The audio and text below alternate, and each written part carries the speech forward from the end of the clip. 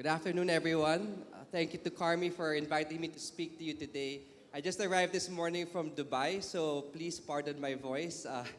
Only Carmi can get me to give a talk straight after a long overnight flight from overseas. So,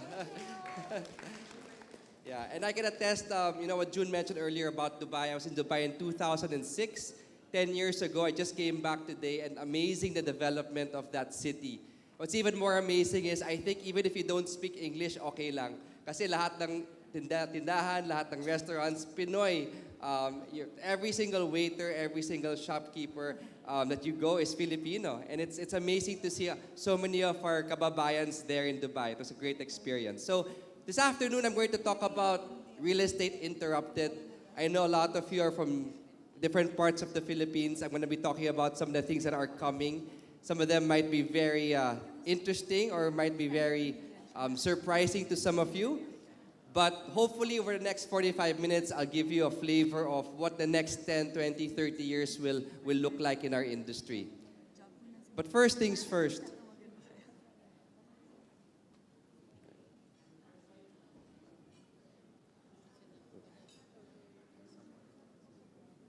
Sorry, clicker's not working. So I get to the airport this morning, and what's the first thing I experience? Traffic, our favorite topic.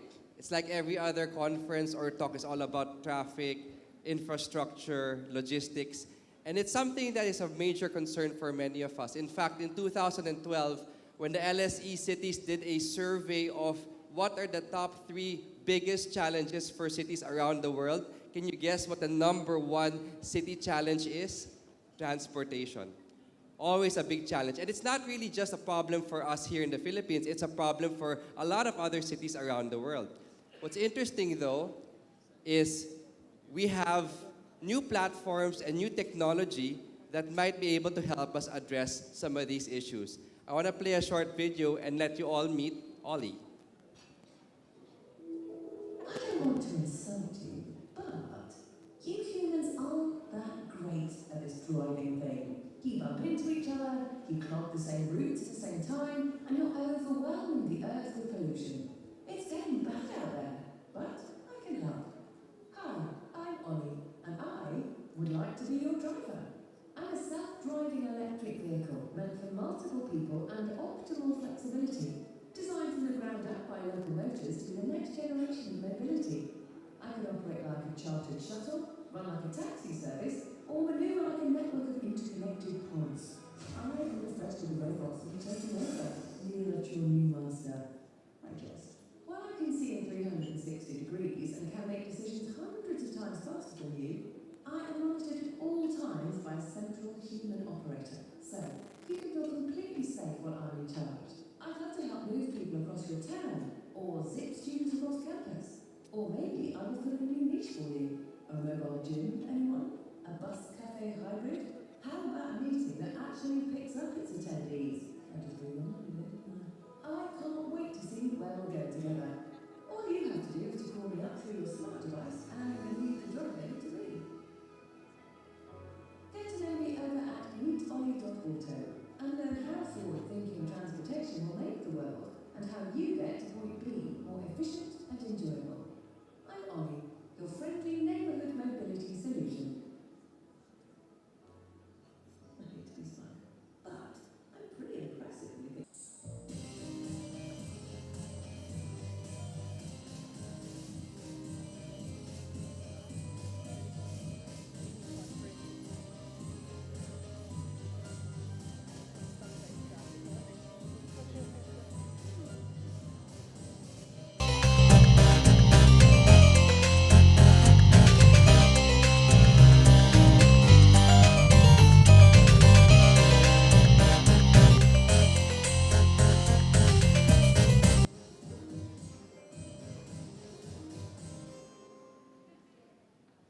Okay, so those are pictures of the actual Ollie. This is not a dream, this is an actual manufactured vehicle that is already being used in Washington, D.C. doing trials today. By end of the year, you will see it across 3 to 4 cities around the world. But what's so exciting about this vehicle this really, for me, is quite exciting because it really turns the head of what you would think in terms of transportation. Number one, the amount of time it took them to design, build, and implement this vehicle. Can anyone guess how much time it took them to actually create this? Anyone want to guess? 3 months. 3 months. You know why? They crowdsourced the design. They asked designers from all over the world to give their own design. They 3D printed it. So there's no manufacturing or complicated manufacturing that they have to do because everything there, or majority of the components are 3D printed. They partnered with leading institutions like IBM for their artificial intelligence called Watson. And these types of vehicles, I think, could be the potential solution for all of our traffic problems in the future. Because when you have technology come together in so many ways, whether it's the 3D printing, the crowdsourcing of the design, the artificial intelligence, or even the fact that you can use an Uber-type platform to call the vehicle, once all those things come together, then you have some very, very powerful platforms that come as a result.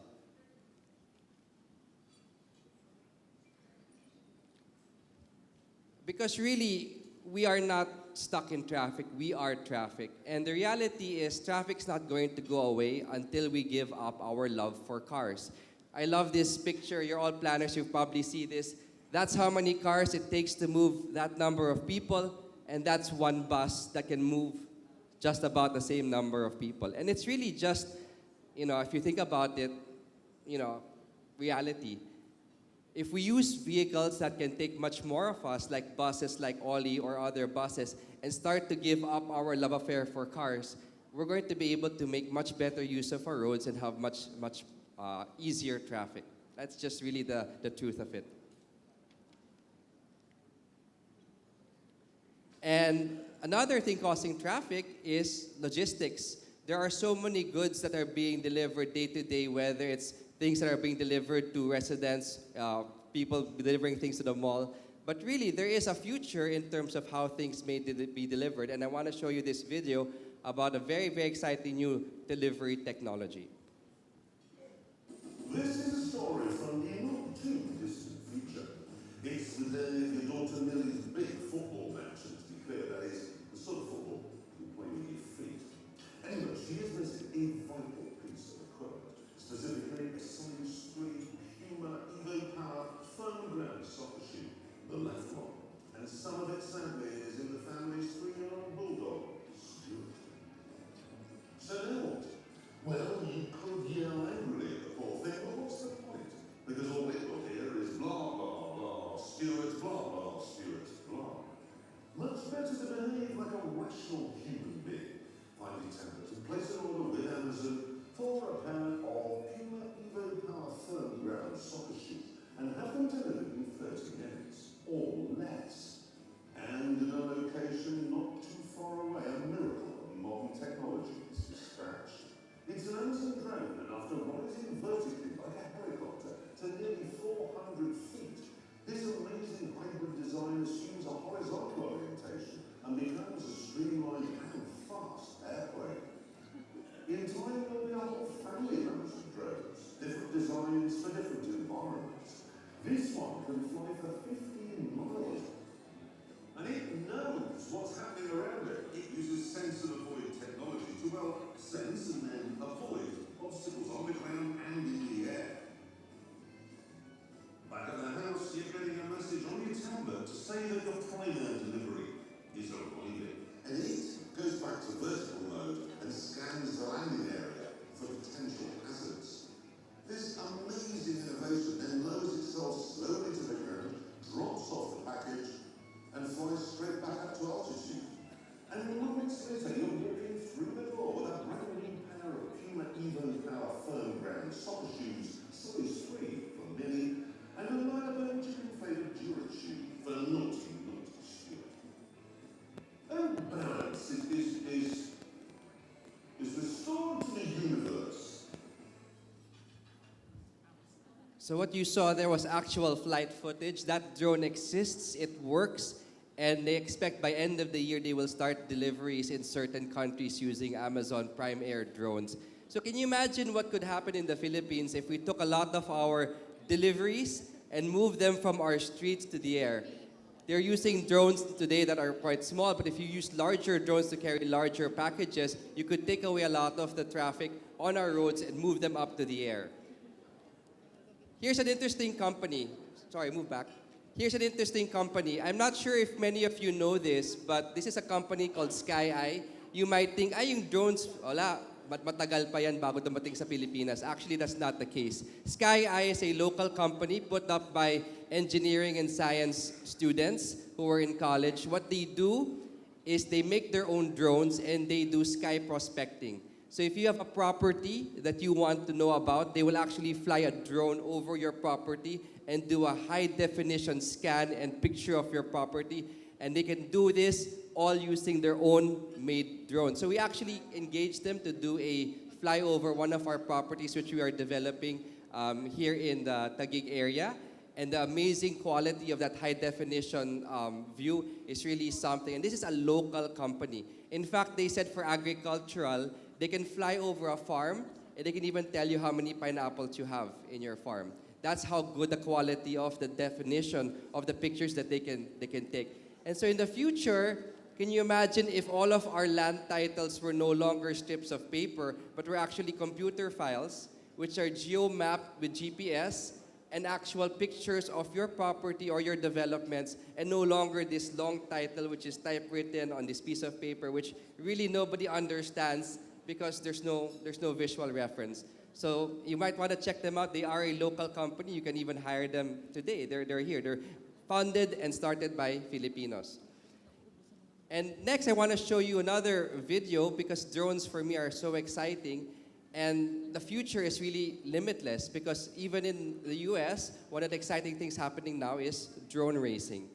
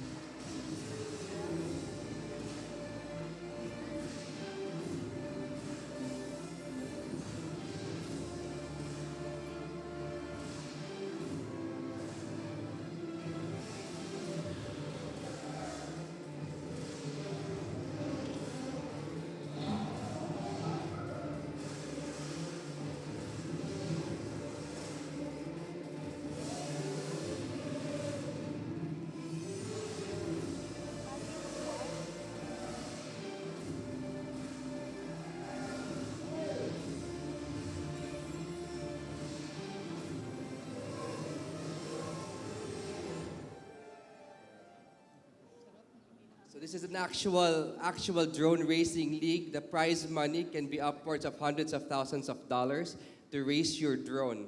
They use virtual reality and the drivers can actually see what the drones are seeing. So maybe for us in this room, we're not there yet, but I guarantee your children will all be loving this sport, and some of them, we might have a future Filipino champion who's a drone racer. I'm pretty sure. So today, what else is happening in this? We have a booming BPO industry. We have a booming office sector. We're talking about over 1 million jobs in the call center and BPO industry.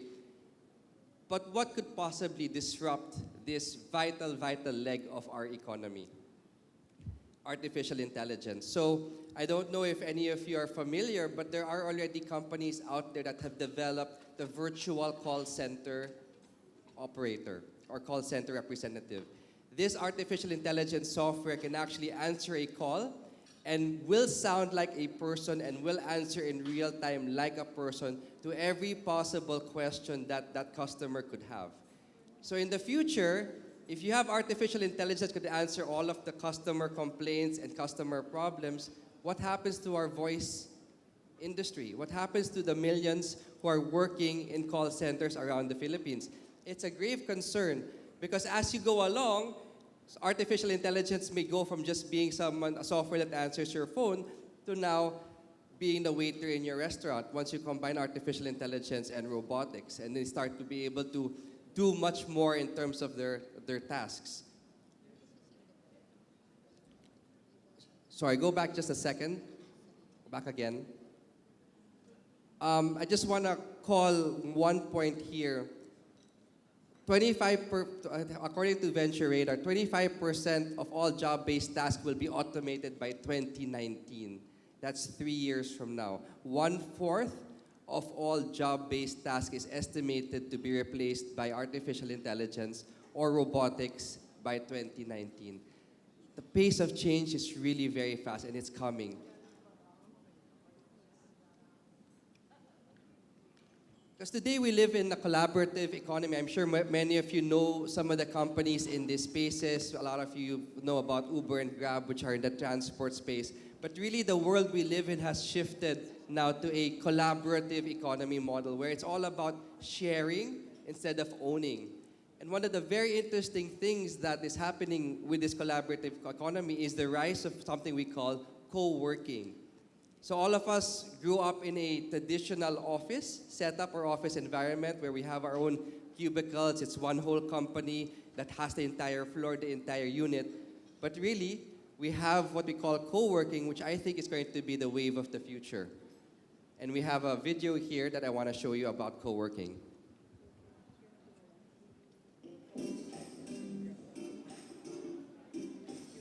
The number of co-working spaces around the world has increased by 400% in the past 2 years. These innovative spaces are cropping up everywhere. Co-working is redefining the way we work. Co-working spaces offer more than just shared offices and good coffee. These collaborative communities provide something special: connectedness. With the cultural shift to mobility, more people are parting ways with their traditional work environment. Let's see why people are ditching their cubes, giving up their home offices, and moving from their local coffee shops. In a corporate setting, the average cube shrank from 500 square feet to 200 square feet. To reduce cost and enhance productivity, corporations are adopting alternative work strategies. This freedom allows their employees to work, well, anywhere. Home offices offer an integration of work and life. Over 20 million Americans work from home, including 90% of freelancers. Yet the lack of social interaction can lead to loneliness and slower business growth. And there are distractions. Distractions and distractions. Many workers seek public spaces for relief. Coffee shops can be found on every corner. This trendy workspace offers free Wi-Fi and good coffee. But the fact is, coffee shops are not designed for work. The noise and lack of privacy are major complaints. As a result, only 2% of freelancers still rely on them to conduct their business. So where can workers go? Co-working spaces help workers find accelerated serendipity. Freelancers can bounce ideas off small business owners. Entrepreneurs can inspire corporate refugees. And fledgling startups can quickly build a diverse social network. All here in one interactive space. Now go find a co-working space in your town and experience accelerated serendipity for yourself.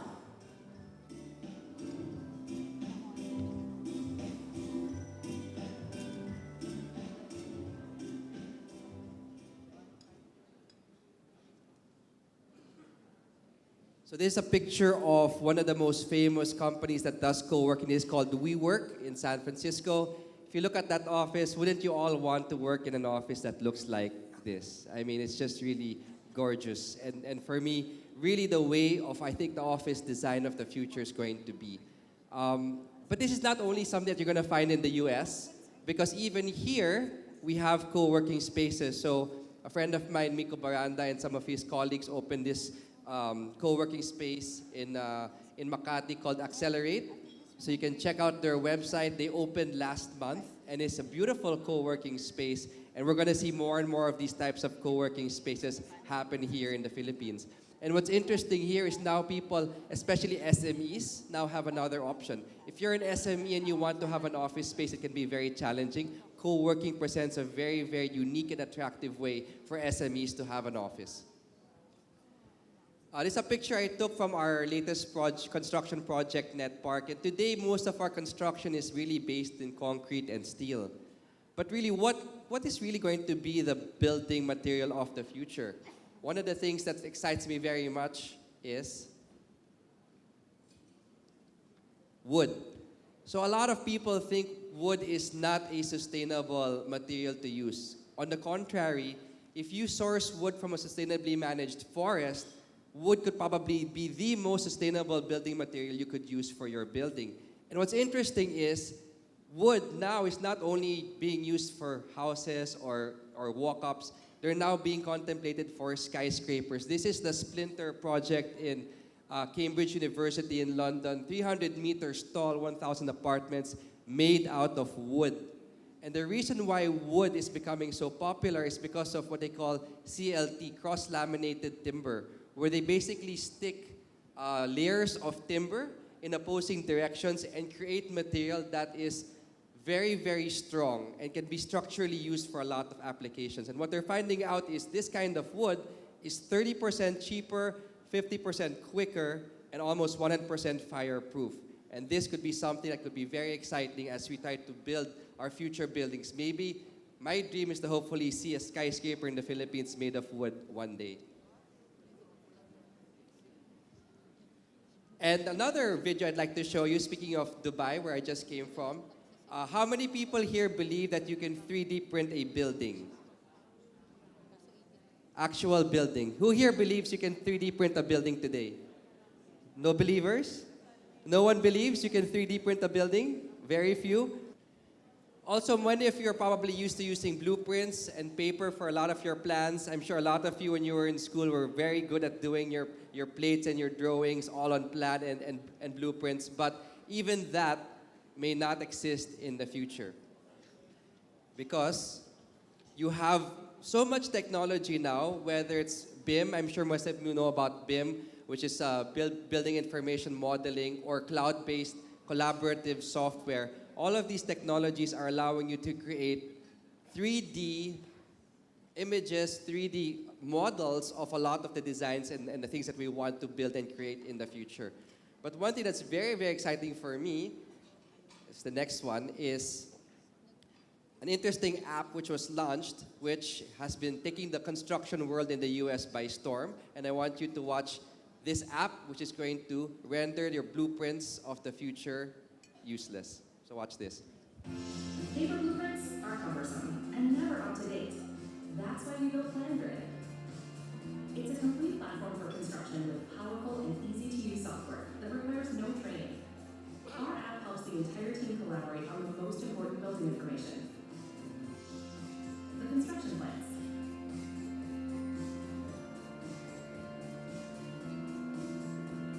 Update your drawings once and everyone sees it reflected on the master set. And blueprints load quickly, always. PlanGrid is the only software that automatically reads your sheet names and descriptions and hyperlinks your detailed callouts so you can focus on your real work. Plus, we back up all data to the cloud, securely. PlanGrid also makes progress photos effortless. All photos taken by the team are seamlessly added and shared in a single photo archive for the project. With PlanGrid, you can easily share all of your latest plans and markups with the entire project team, no matter where you are. PlanGrid, the construction app that works for you. So PlanGrid currently has 40 million sheets of plans currently on the platform. It's being used by over 650,000 construction professionals across the world. And I think in the future, our construction sites will have less of paper and more of this. But we probably have to figure out how we're going to keep the workers from stealing all the iPads or taking home all of the smartphones. So we'll go to the next.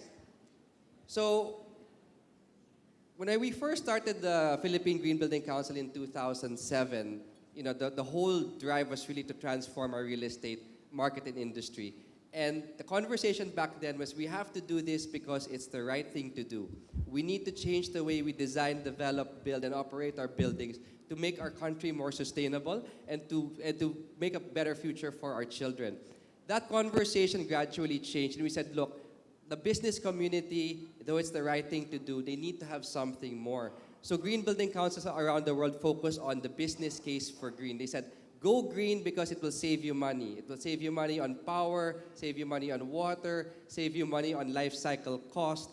And that really became the economic driver to try to push green building. So it came really today, and this is really the predominant trend now. when people think of green in the business community, it's really about efficiency and about savings.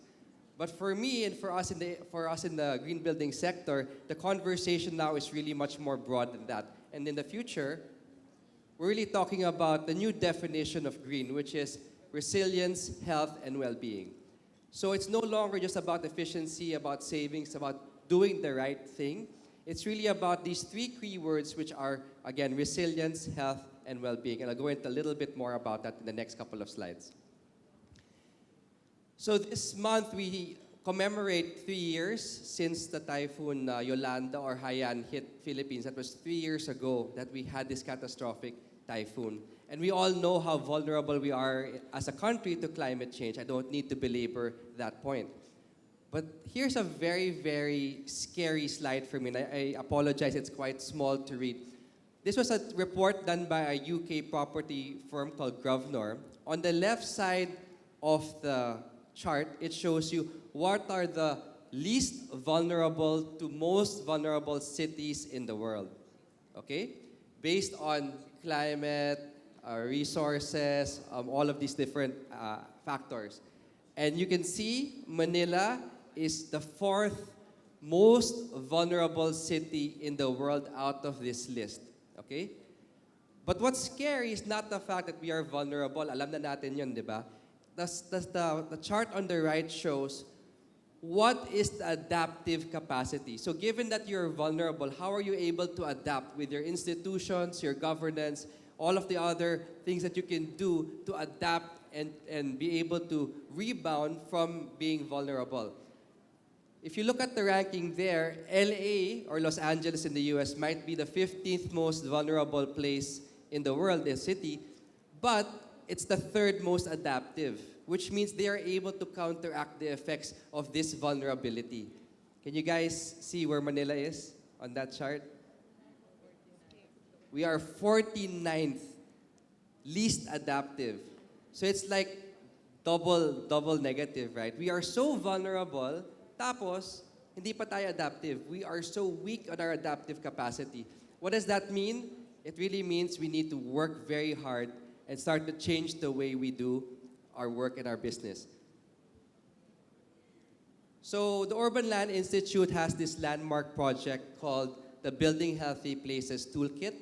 I know many of you as planners know a lot of the different things I'll be talking about in this toolkit, but I'll go through it quickly because what this toolkit really is they put together in a single document with a lot of case studies and pictures and data to show what are the 21 things you can do today in any project to make it a healthy place. Because a lot of our time we're focused on making things beautiful, making things efficient, but really sometimes we forget about the health aspect of our projects. So I'm going to walk you through some of the principles that were outlined in this toolkit. So they're broken down into three major categories: physical activity, healthy food and drinking water, and healthy environment and social well-being. And we'll go through it quickly. So number one, incorporate a mix of land uses. They have proven time and time again that a mix of uses is the most beneficial rather than having uses split apart so that people have to go very far to get from one use to another use. So try to mix a lot of uses together. Next.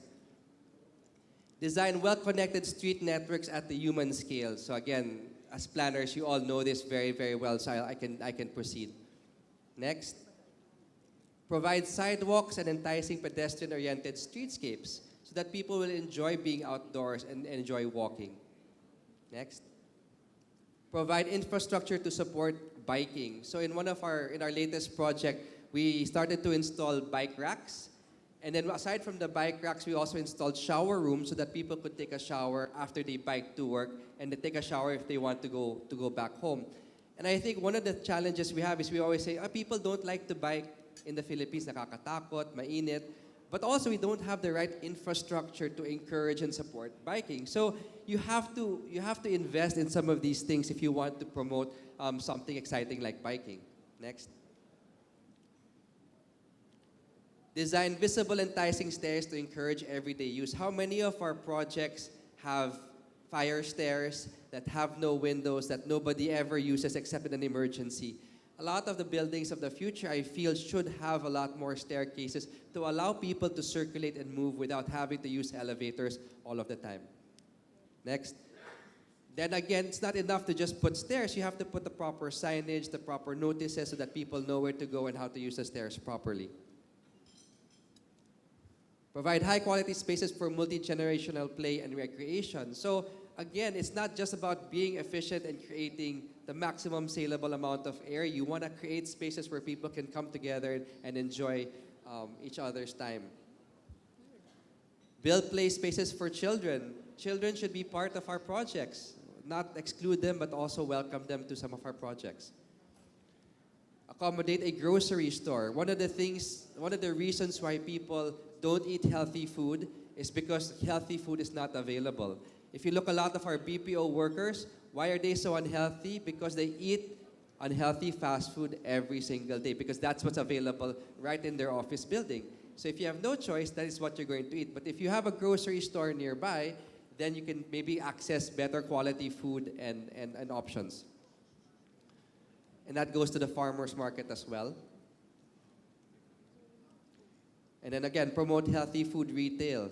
So in our Net Park project, we really made a point to get Green Pastures, which is an organic restaurant, to be one of the anchor tenants so that people have that option of eating something that is healthier for them as compared to the very common fast food that we have.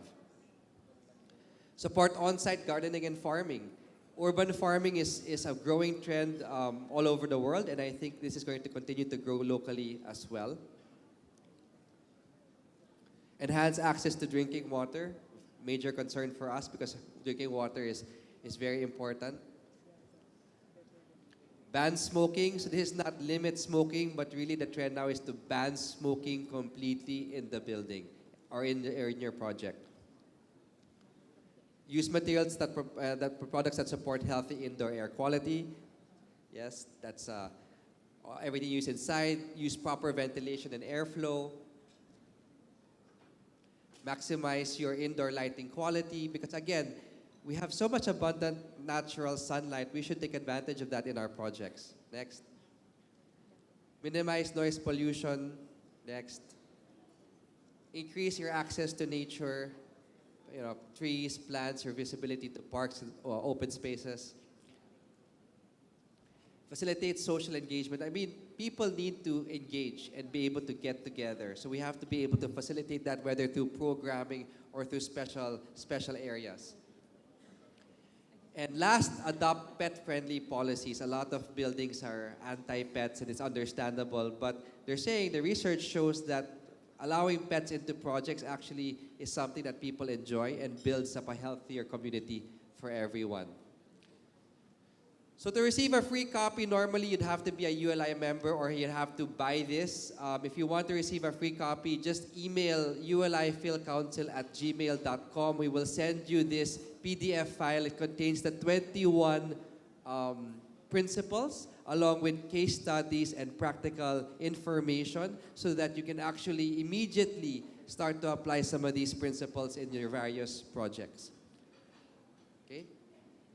And one of the ways we as the Urban Land Institute Philippines tried to promote this was we had earlier this year the first ever Building Healthy Places Awards, and I want to share this video with you.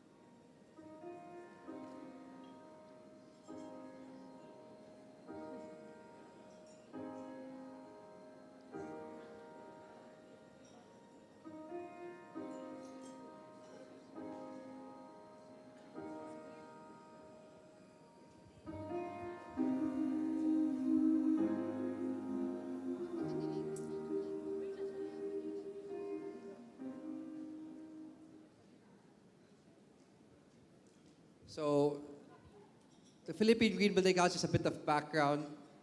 Move to the next. We're part of a global umbrella organization called the World Green Building Council, composed of 74 national green building councils and over 27,000 members. And last month, I was in Stockholm, Sweden, to receive our established member certificate from the World GBC Chair, Li Shang, which was a nice moment for all of us at the council.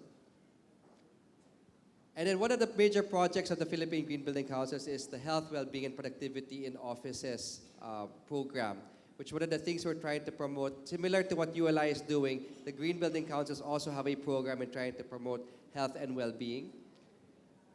And really what they're saying is people are the most important part of any organization. You can save money on utilities, on operating costs, but people constitute the largest cost of any organization, and it's so important to take care of them. Because the costs of poor health are very, very large, whether it's being absent, medical costs of all of that can be quite significant for any organization if you don't take care of your people. So some quick snapshots from this study that they did, which you might find interesting. If you have an office and your chair or your desk is near a window and you get natural light, you will on average sleep 46 minutes more than someone who has no access to natural light in your office. That's a great tidbit on how important natural lighting is. You can actually sleep better at night if you have exposure to natural daylight. Office workers report that their productivity will drop 66% if there's distraction, if there's noise in their office. How many of your offices have a lot of distracting noise? Thermal comfort. Your productivity will drop 4% if it's too hot and 6% if it's too cold. And so again, your productivity also improves if you have better air quality. So the website is betterplacesforpeople.org. There's a lot of resources on this campaign that we're trying to push to try to create healthier places for people, for workspaces around the world. Okay? I know lots of videos. This last video of ULI, I just want to wrap up with this. So maybe we'll just play this to give you a bit of background about who we are as an organization.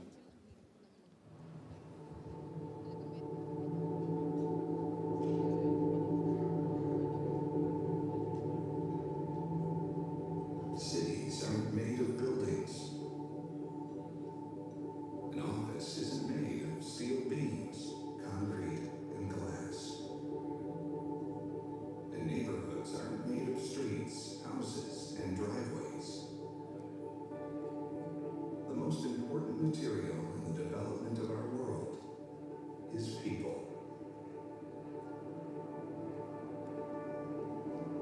Children, parents, teachers, leaders. And they provide the inspiration for everything we do. At the Urban Land Institute, more than 30,000 experts in the fields of real estate and land use volunteer their collective skills and knowledge to help communities around the world thrive.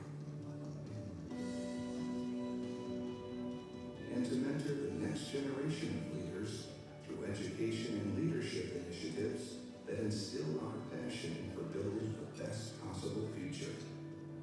Because it's not just the buildings, neighborhoods, and cities we develop that inspire us. It's people. Their hopes, their dreams, and the lives they create in those places every day. The Urban Land Institute. Developing for humanity.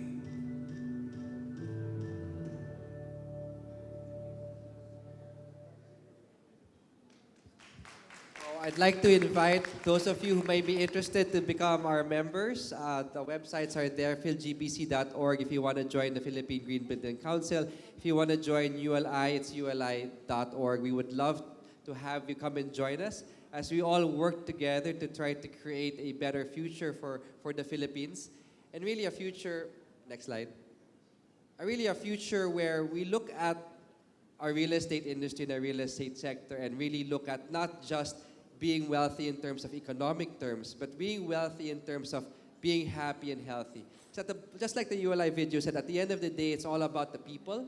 And I think the trend that we're really trying to see now is whether the disruptions in real estate are being brought about by technology or all of these trends that you see that are happening. At the core of it, it's still the people. We are the ones who will be driving everything moving forward, and we are the ones who all of this technology is supposed to support.